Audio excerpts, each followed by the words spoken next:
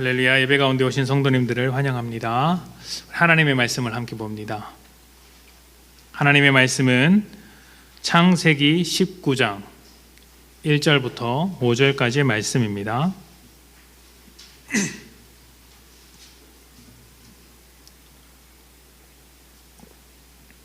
창세기 19장 1절부터 5절까지의 말씀, 우리 다 같이 봉독할까요? 1절부터 5절까지인데요. 교독하도록 하겠습니다. 마지막 5절은 함께 봉독합니다. 제가 먼저 읽습니다. 저녁 때에 그 두 천사가 소돔에 이르니 마침 롯이 소돔 성문에 앉아 있다가 그들을 보고 일어나 영접하고 땅에 엎드려 절하며 이르되 내 주여 돌이켜 저무의 집으로 들어와 발을 씻고 주무시고 일찍이 일어나 갈 길을 가소서. 그들이 이르되 아니라 우리가 거리에서 밤을 새우리라. 롯이 간청하매 그제서야 돌이켜 그 집으로 돌아오는지라. 롯이 그들을 위하여 식탁을 베풀고 무교병을 구우니 그들이 먹으니라. 그들이 눕기 전에 그 성 사람 곧 소돔 백성들이 노소를 막론하고 원근에서 다 모여 그 집을 에워싸고 롯을 부르고 그에게 이르되 오늘 밤에 내게 온 사람들이 어디 있느냐 이끌어내라. 우리가 그들을 상관하리라. 아멘. 하나님의 일하심에 대해서 믿지 않는 사람들에게 설명하기란 쉬운 일이 아닙니다. 일단 하나님을 오해하고 있기 때문이기도 하고요. 무엇보다 하나님은 존재하지 않는다고 생각하기 때문에 그들과 우리는 세계관 자체가 다르다고 할 수 있습니다. 우연이라는 말로 모든 것을 설명하려는 사람에게 하나님의 계획과 뜻을 설명하는 것은 굉장히 힘든 일이죠. 거의 불가능에 가깝습니다. 우리가 전도할 때 설득이 잘 되지 않는 것도 같은 이유입니다. 논리적인 접근이나 하나님에 대한 설명은 우리의 믿음을 단단하게 만드는 어떤 토대를 만드는 것에는 좋습니다만 복음을 전하는 것과는 좀 다릅니다. 실제로 신학을 공부하다 보면 조직신학 혹은 체계신학이라고 해서 신학의 어떤 논리적인 틀을 잡는 과정이 있는데 그런 것을 가지고 아무리 설명해봐야 이제 복음이 전파되는 것은 아니죠. 복음은 이제 예수의 증인이 되는 것이라고도 말을 하죠. 증인은 경험한 것을 있는 그대로 말하는 사람입니다. 논리적인 설명이 아니라 조금 논리적이지 않더라도 내가 경험한 하나님, 내가 믿는 예수를 고백하는 것이죠. 예수를 믿고 얻은 은혜와 소망을 고백하는 것이 복음을 전파하는 것이지 설명하고 설득하는 것이 아닙니다. 우리 소망의 이유 되신 예수님을 전파하는 것입니다. 다만 우리의 그러한 고백, 복음 전파를 통해서 하나님이 일을 해 주시더라는 것이죠.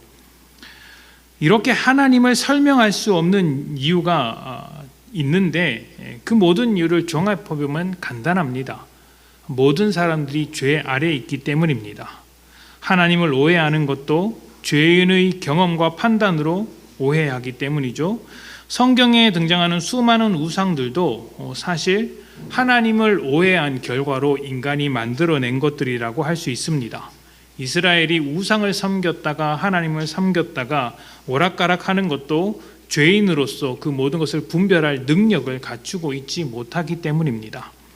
그렇기 때문에 성경이 하나님을 소개할 때는 일반적으로 이렇게 하는 설명이 아니라 한 가지 독특한 방법을 사용하는데 바로 비교하는 것입니다. 하나님은 초월적인 분이시라서 이 세상에 있는 것들로 직접적으로 설명할 수는 없습니다. 그렇기 때문에 비교를 하죠.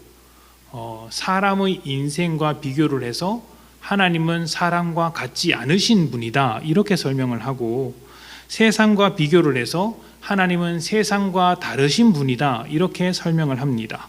우상과도 비교합니다. 우상은 이렇게 하나 하나님은 그렇게 하지 않는 분이다 이렇게 설명을 하는 것이죠. 그렇게 설명을 해서 죄와 다르고 하나님과 다르고 세상과 다른 하나님을 계속해서 소개하는 것입니다.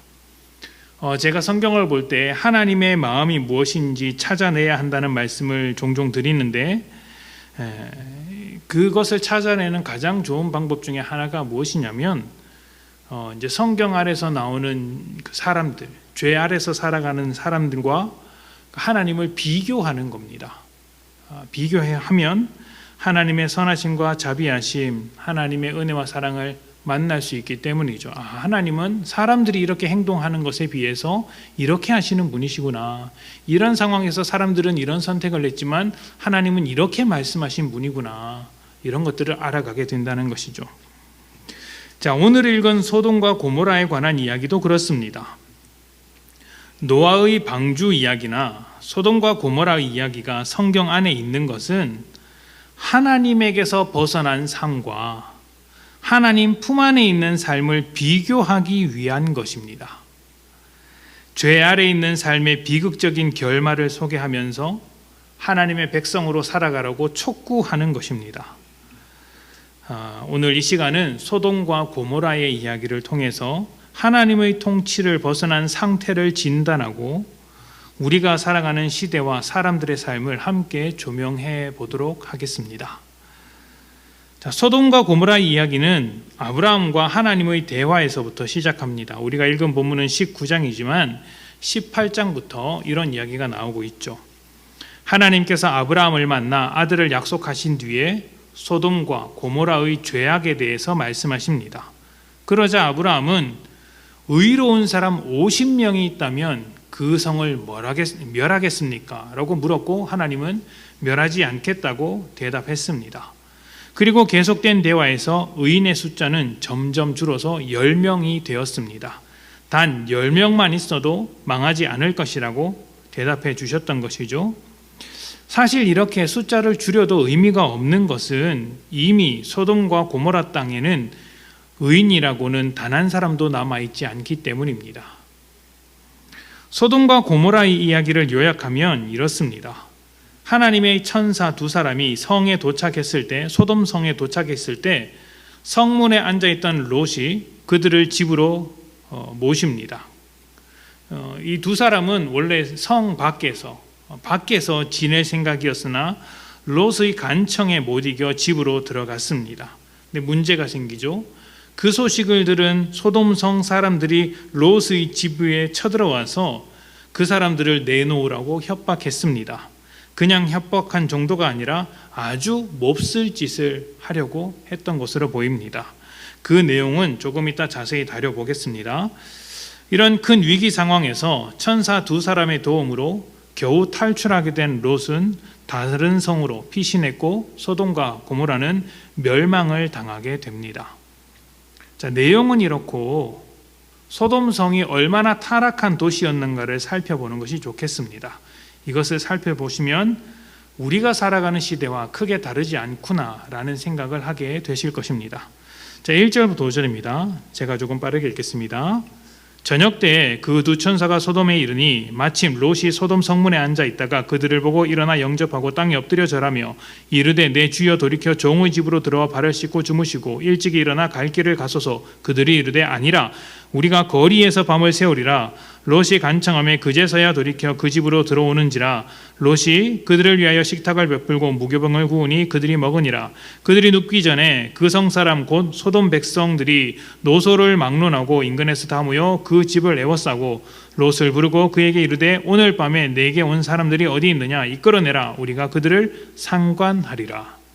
아멘.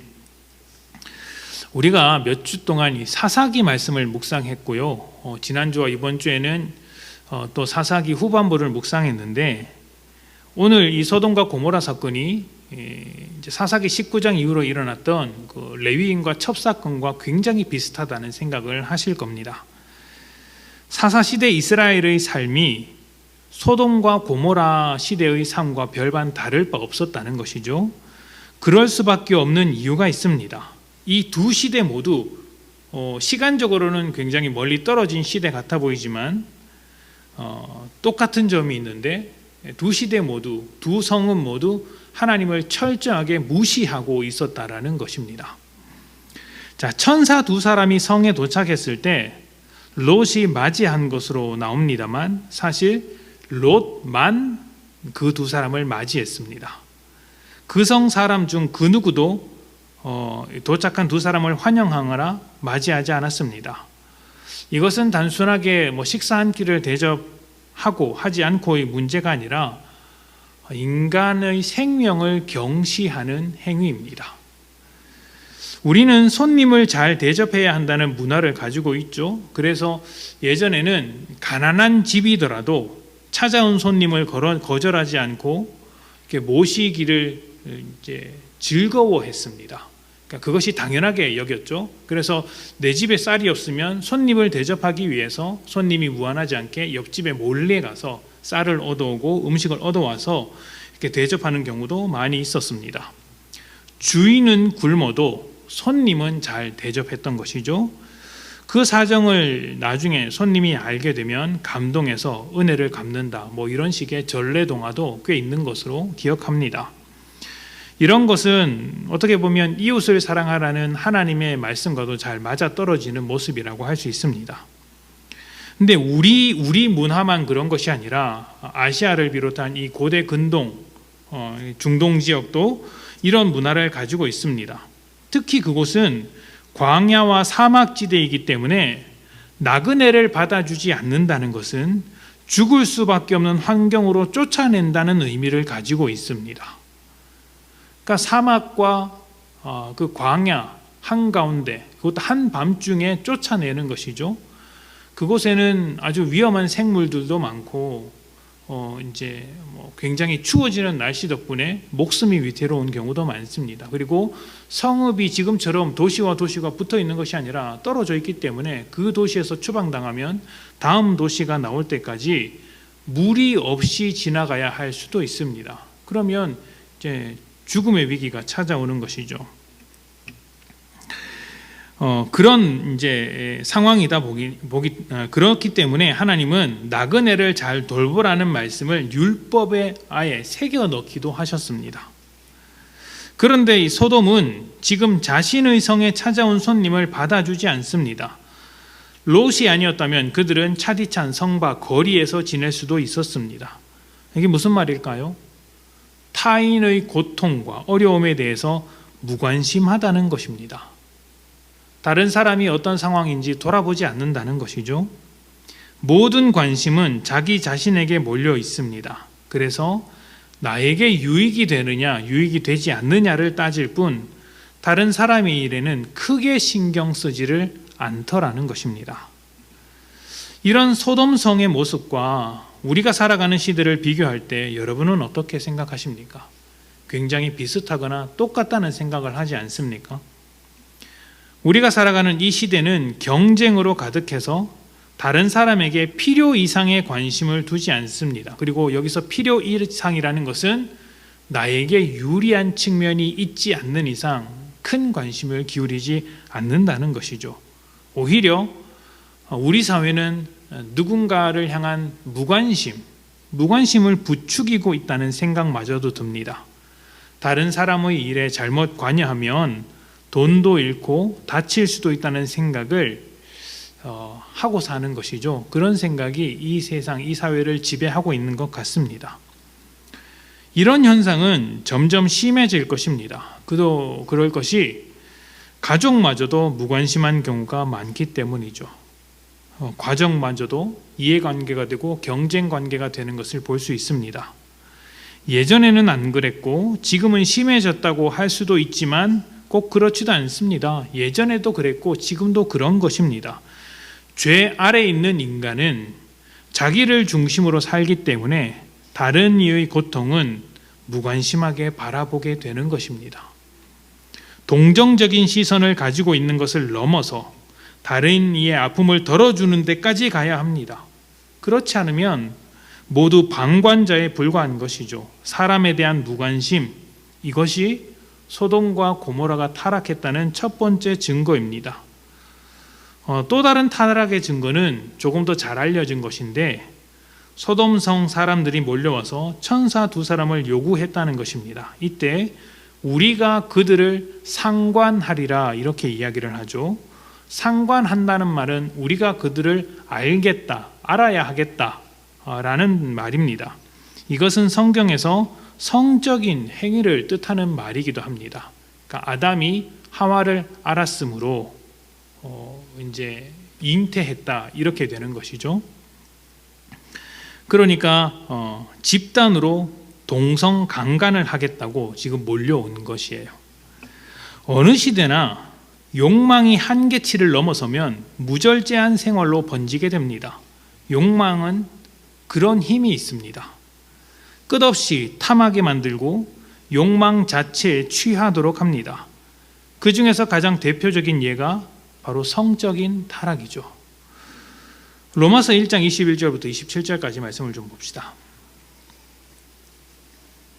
성적인 타락, 그 동성 간의 성적인 타락에 대한 성경의 언급 중에서 우리가 너무나도 잘 알고 있는 말씀이죠. 로마서 1장 21절부터 27절입니다. 21절입니다.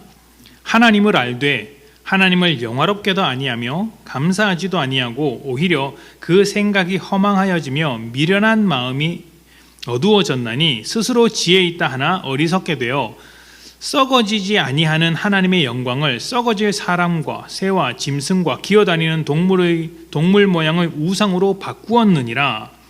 그러므로 하나님께서 그들을 마음의 정욕대로 더러움에 내버려 두사 그들의 몸을 서로 욕되게 하게 하셨으니 이는 그들이 하나님의 진리를 거짓 것으로 바꾸어 피조물을 조물주보다 더 경배하고 섬김이라. 주는 곧 영원히 찬송할 이시로다. 아멘.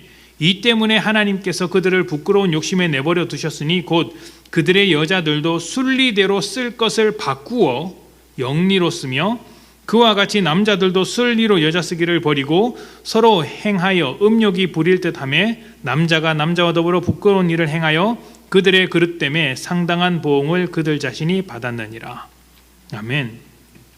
콕 집어서 문제의 원인을 아주 잘 설명하고 있어요.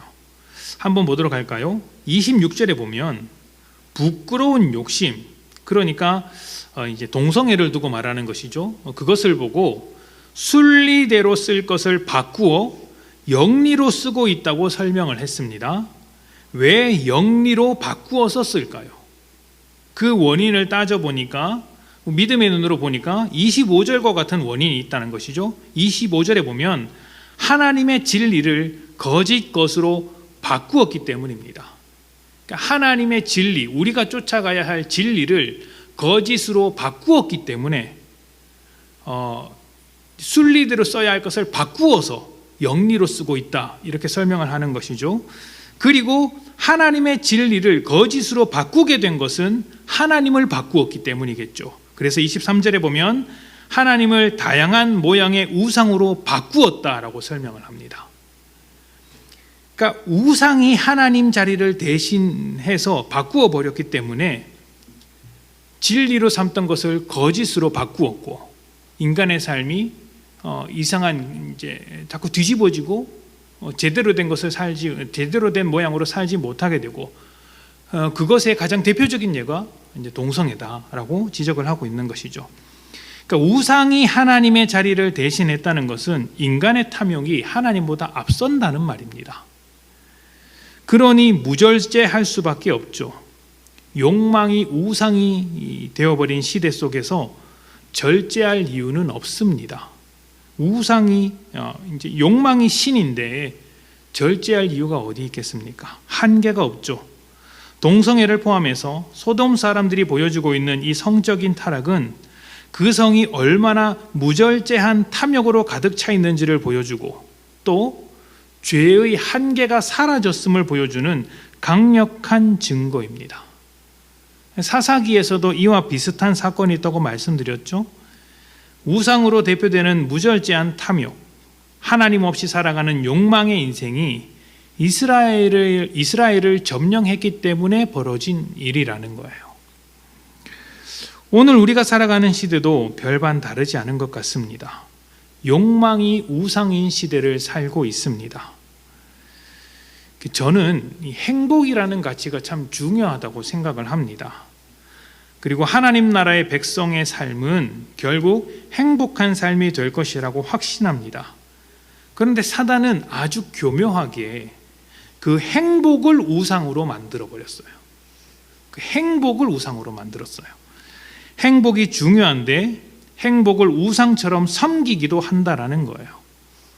행복이라는 것은 하나님으로 인해 얻어지는 결과죠. 하나님의 뜻대로, 하나님의 원리대로, 하나님의 질서대로 살아갈 때 그 안에서 주어지는 결과이지 우상으로 섬겨서는 안 되는 것입니다. 그래서 세상에서도 이야기하지 않습니까? 행복하기 위해서 행복을 쫓으면 절대로 행복할 수 없다. 행복하지 말자는 것이 아닙니다. 우리는 하나님께서 주시는 그 은혜 아래서 행복해야죠. 행복이 욕망이 되어버리면 하나님 자리를 대신할 수 있다라는 거예요. 진짜 행복의 근원이 하나님께 있음에도 불구하고 그 하나님을 버리고 행복을 우상으로 삼는다면 그 인생은 절대로 행복함이 없는 삶이 될 것입니다. 죄라는 것은 시대를 막론하고 영향력을 펼치고 있습니다. 욕망을 부추기며 하나님을 대신하려고 합니다. 그런데 그 결과가 멸망이라는 것을 사람들이 알지 못합니다. 왜냐하면 죄가 아주 교묘하게 사람들을 속이고 있기 때문이죠. 욕망이 인생 최대의 목적이라도 되는 것처럼 끊임없이 욕망 속으로 밀어넣고 있습니다. 그리고 그것을 매우 정상적이며 아름다운 것이라고 속이고 있는 것입니다. 지금 현대 사회가 많은 면에서 발전을 했죠. 예전과 비교할 수 없을 만큼 풍요로운 삶을 살고 있습니다. 그런데 심각한 부작용도 많습니다. 환경 문제도 있겠고 사람들과의 관계에 대해서는 이미 잘 알고 계실 것이니까 그것을 생각해 볼 필요는 없을 것 같습니다. 이미 문제가 많다는 것을 우리는 잘 알고 있습니다. 사회가 발전했고 교육 수준도 점점 높아지고 있다고 말을 하는데 과연 인간성은 존중받고 있을까요? 인간에 대한 가치는 더 높아지고 있을까요? 하나님의 형상으로서 인간성을 지키고 그 인간성을 유지하고 있는지에 대한 의문은 여전히 우리에게 남겨져 있습니다. 요즘 학교마다 또 가르치는 분마다 인성교육을 굉장히 강조합니다. 왜 그럴까요? 예전에는 인성이 중요하지 않다고 생각했을까요? 인성이 중요하다는 것을 몰랐을까요? 아니죠. 사실은 다 알고 있었습니다. 예전에도 다 중요한 문제였죠. 그런데 왜 유독 지금에 와서 인성교육을 강조할까요? 예전에는 잘 살려고 한다면 공부를 잘하고 돈이 많아야 한다고 생각했습니다. 그리고 거기에 전력으로 투자를 했죠. 지금도 그런 생각에는 변함이 없는데 좀 이상하더라는 거예요. 예전보다 공부도 잘하고 돈도 많고 풍요로운 시대가 되었는데 잘 사는 것 같지가 않더라. 해결되지 않는 문제가 있더라. 그게 전부가 아니라는 것을 알게 된 거죠. 그래서 인성의 문제를 이제 잡고 넘어가는 것입니다. 그런데 예전에는 인성이라는 것을 따로 교육 과목으로 생각하지 않았습니다. 저절로 가정 안에서 친구들과 어울리면서 자유롭게 자연스럽게 배워가는 것이었죠. 어른들에게 찾아가서 인사하는 법을 배우고 또 친구 집에 전화할 때 어른이 받으면 어떻게 전화를 해야 한다는 것을 자연스럽게 배웠습니다. 저 누구누구 친구인데요. 무슨 일 때문에 전화했는데 누구 있습니까? 이렇게 정중하게 물어보는 것을 배웠죠. 그런데 지금은 그런 것들을 가르치기도 어렵고 그런 것들을 말하지 않는 시대가 되었습니다. 사회가 급변하면서 이전보다 더 잘 살게 된 것은 맞는데 인간성이라는 측면에서 보자면 도움되는 것이 맞는가라는 의문을 가지게 되는 것이죠. 인성을 중요하게 생각하는데 가족들이 서로 모여서 사는 데는 도움이 되지 않는 사회, 욕망을 부추기느라 잃어버리지 말아야 할 것을 잃어버리는 지경이 된 것이 아닌가 심히 우려됩니다. 과연 우리 시대가 그런 관점에서 볼 때 정상적인 시대라고 말을 할 수 있을까요? 시대에 대해서 너무 부정적으로 말씀드린 것 같은데 죄가 이 시대를 그렇게 이끌고 가고 있다는 말씀을 드리기 위해서 이렇게 말씀을 드리는 거예요. 그리고 그 절정의 모습이 소돔과 고모라입니다. 사람에 대해서 무관심하며 제한 없는 욕망으로 가득해서 멸망하게 된 소돔과 고모라가 오늘 우리 시대와 비슷하다면 그 시대 속에서 살고 있는 교회는 어떻게 해야 할까요? 이것은 우리가 깊이 고민해 봐야 할 문제라고 생각을 합니다.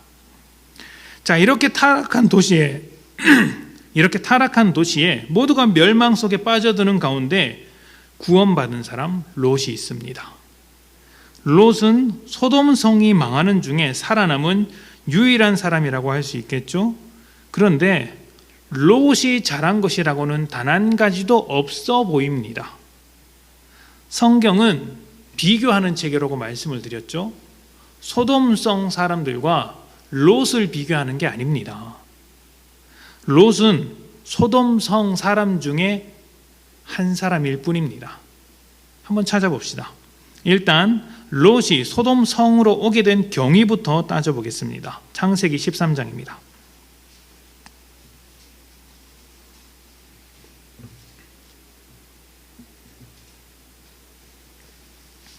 이에 롯이 13장 10절부터 11절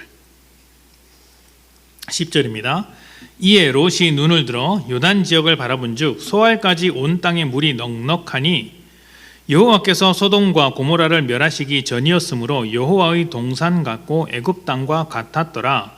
그러므로 롯이 요단 온 지역을 택하고 동으로 옮기니 그들이 서로 떠난지라.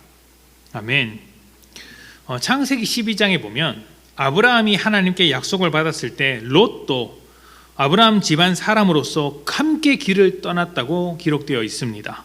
그런데 이제 아브라함과 갈라져서 롯 나름대로 땅을 선택하는 상황이 왔을 때 이제 분가해야 할 처지가 되었을 때 롯에게 있어서 하나님의 약속은 안중에도 없습니다. 이미 욕망의 눈으로 땅을 바라보고 있는 것이죠. 그렇게 바라보니까 뭐가 보입니까? 소돔과 고모라의 풍요로움이 보이는 거예요. 하나님께서 주시는 땅이냐 아니냐에게는 관심이 없습니다. 풍요로운가 아닌가에게만 관심이 있는 것이죠. 그래서 롯은 소돔으로 들어갔습니다. 그 성에 들어갔다는 것은 소돔 성의 모든 것을 받아들이겠다는 것과 같은 말입니다. 롯이 천사 두 사람을 맞이했을 때 성문에 앉아 있었다라고 합니다. 당시의 성문은 아주 특별한 장소입니다. 상업의 중심지이고 재판이 일어나고 판결을 하는 곳입니다. 도시의 핵심 시설이 다 모여 있는 곳이죠. 왕과 장로들, 재판관이 모여서 나름대로의 어떤 행정, 판결을 내리는 곳이고 또 사람들이 워낙 많이 지나다니다 보니까 그곳에서 있는 사람들은 영향력이 있는 사람들, 중요한 사람들이죠. 롯이 성문에 앉아 있었다라는 말 자체가 이미 그 지역의 일원이 되었고 그 지역의 유지로서 살고 있다는 말이에요. 그러니까 지금 롯은 아브라함을 떠나 소돔과 같은 부류의 사람이 되었다라고 할 수 있습니다. 롯이 소돔과 똑같다는 것을 어떻게 확인할 수 있을까요? 소돔 사람이 찾아왔을 때 롯이 한 행동을 보면 알 수 있습니다. 창세기 19장으로 돌아가서 6절부터 8절을 보도록 합시다. 창세기 19장 6절부터 8절. 롯이 문 밖의 무리에게로 나가서 뒤로 문을 닫고 이르되 청하노니 내 형제들아 이런 악을 행하지 말라. 내게 남자를 가까이 하지 아니한 두 딸이 있노라. 청하건대 내가 그들을 너희에게로 이끌어 내리니 너희 눈에 좋을 대로 그들에게 행하고 이 사람들은 내 집에 들어왔은즉 이 사람들에게는 아무 일도 저지르지 말라. 아멘. 사사기 19장에서도 이런 비슷한 장면이 나오죠. 성 사람들이 몰려왔을 때 집주인 그 노인은 레위인을 보호하고자 레위인의 척과 자기의 딸을 내어주려고 했습니다. 이것이 하나님 앞에 망령된 행동이라고 말씀을 드렸습니다. 그리고 그와 똑같이 망령된 행동을 롯이 하고 있는 겁니다. 자기 두 딸을 찾아온 그 험악한 사람들에게 내어주려고 했던 것이죠. 더욱이 이 딸들은 뒤에 보면 사위들이 나와요. 그러니까 이 딸들은 결혼할 사람들이 있는 딸입니다. 결혼한 사람처럼 보이지는 않고 아마 약혼한 사람들인 것 같습니다.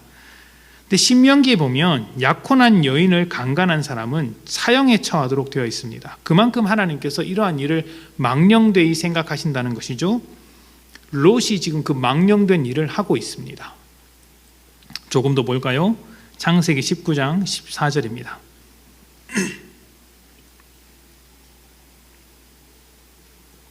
창세기 19장 14절부터 16절.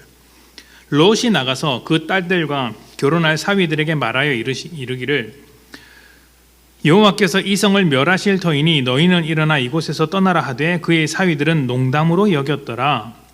동틀 때에 천사가 롯을 재촉하여 이르되 일어나 여기 있는 내 아내와 두 딸을 이끌어내라. 이 성의 죄악 중에 함께 멸망할까 하노라. 그러나 롯이 지체하매 그 사람들이 롯의 손과 아내의 손과 두 딸의 손을 잡아 인도하여 성 밖에 두니 여호와께서 그에게 자비를 더하심이었더라. 아멘. 소돔성이 망할 때 사위들은 그 말을 농담으로 여겼습니다. 아마 사위들은 소돔 사람들인 것으로 보입니다. 소돔성 사람인 그들의 눈으로 보기에는 성이 망한다는 것 자체가 말도 안 되는 말일 수밖에 없습니다. 풍요로움으로 가득하고 사람들의 욕망을 채워주며 부추기고 있는 상황에선 멸망이 멀게만 느껴지는 법입니다. 이렇게 잘 되고 있는데 우리가 어떻게 망한단 말이야? 이렇게 생각을 하는 것이죠. 잘 될 때 위기를 발견하는 사람이 진짜 실력 있는 사람 아니겠습니까? 그 잘 되는 것에 취해서 위기를 바라보지 못하면 심각한 결과를 맞이하게 됩니다. 예상하지 못했던 때에 큰 위기를 발견하게 되죠. 지금 사위들이 그렇게 보고 있는 것입니다. 이 성에 무슨 문제가 있다고 그러냐? 우리가 하고 싶은 거 다 하고 풍요롭게 살고 있는데 무엇이 문제인가? 그렇게 생각을 하고 있는 것이죠. 문제는 롯입니다. 그러니까 사위들은 소돔 사람들이라고 해서 뭐 그럴 수도 있다라고 해봅시다. 근데 롯은 하나님을 알고 아브라함과도 같이 지냈던 사람 아닙니까? 그러면 뭔가 달라도 달라야 하는데 별반 다르지 않아 보입니다. 16절에 보면 의미심장한 말 한마디가 있습니다. 롯이 지체하매. 멸망 직전에 있음에도 롯이 지체하는 이유가 무엇일까요? 제가 보기에는 별로 움직일 생각이 없었던 것으로 보입니다. 그래서 다급한 나머지 천사들이 롯의 손을 이끌고 성 밖으로 나옵니다. 그러니까 롯이 자기 힘으로 움직인 게 아니라 천사들이 손을 이끌고 나온 것이죠. 왜 지체했을까요? 롯도 그 성이 망할 것이라고는 실제로 생각하지 않는 겁니다. 그리고 그 성에 미련을 두고 있는 거예요. 소돔의 번영과 그 욕망으로 충족한 삶을 놓지 못하는 것이죠. 그 도시를 떠나고 싶지 않은 것입니다. 그래서 천사들이 그것을 지켜보다가 안 되겠다 싶어서 손을 잡고 끌고 나갔습니다. 성경은 소돔과 롯을 똑같이 생각합니다. 다를 바 없습니다. 뭐 정도의 차이는 좀 있을지 모르겠지만 다른 점이 조금 보이는 것 같지만 죄 속에 있다는 것에는 똑같다라는 것입니다. 똑같죠? 아마 롯이 조금 더 지체했다면 소돔이 멸망당할 때 같이 멸망당했을 것입니다. 그가 구원받은 것은 천사가 이끌어 주었기 때문이고 성경은 이것을 하나님의 자비라고 소개하고 있습니다. 성경이 비교하는 것이 무엇일까요? 소돔과 롯을 비교하는 것이 아니라 소돔과 하나님, 롯과 하나님, 그리고 궁극적으로는 죄와 하나님을 비교하고 있는 것입니다. 죄는 욕망을 부추겨 망하는 길로 이끌지만 하나님은 자비로우셔서 망하는 인생을 이끌어 주시는 것이죠. 어쩌면 하나님은 소돔과 고모라를 통해 우리에게 이런 말씀을 하고 계신지도 모르겠습니다. 나는 너희에게 이렇게 자비로운 하나님인데 너희는 어찌하여 죄로부터 지체하고 있는가? 나를 떠난 결과는 멸망인데 왜 너희는 죄를 놓지 못하고 있는가? 선한 자라고 찾아볼 수 없는, 의인이라고는 찾아볼 수 없는 소돔과 고모라 성에서도 하나님은 자비를 베푸셨습니다. 우리는 이 하나님의 자비, 이 자비로 말미암아 하나님의 백성, 하나님의 자녀가 되었죠. 세상 사람들보다 훌륭해서 이 자리에 있는 것이 아니라 세상 사람들과 똑같음에도 불구하고 우리를 자녀로 삼아주시는 그 놀라운 자비 때문에 우리가 이 자리에 모여 있는 것입니다. 크신 은혜를 주신 하나님과 죄의 통치를 비교할 수 없고 하나님의 자비와 세상을 비교할 수 없습니다. 은혜와 자비로 하나님의 사람들이 된 만큼 우리는 하나님을 더욱 신뢰하고 의지해야 하겠죠. 세상의 길은 멸망의 길이지만 우리 하나님의 길은 우리를 복되게 하기 때문입니다. 하나님을 우상으로 바꾸고 진리를 거짓으로 바꾼 소돔과 고모라와 같은 세상에서 우리는 하나님을 하나님답게 생각해야 합니다. 그리고 하나님의 품 안에서 살기를 기뻐하는 여러분들이 되시기를 축복합니다. 이 시대가 소돔과 고모라와 다르지 않습니다.